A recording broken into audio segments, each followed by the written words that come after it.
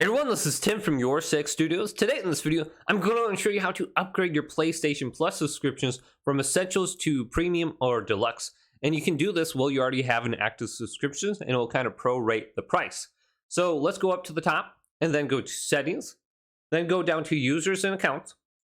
Then under Accounts, let's go to the right, and we want to go to Payment and Subscriptions. Now under this screen, go down to Subscriptions, manage your subscriptions.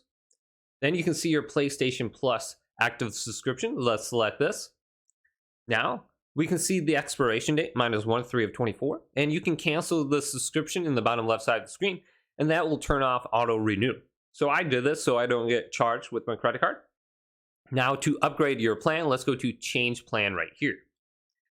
And then I can choose my current plan, which is Essentials. Then I can go to like the PlayStation Plus Extra right here, or the Premium one right here. So let's go to PlayStation Plus Premium and then view this. So if I upgraded today, it would be $17.75 for the remaining 80 days. So the next payment would be $159.99 every 12 months. So I can look at this.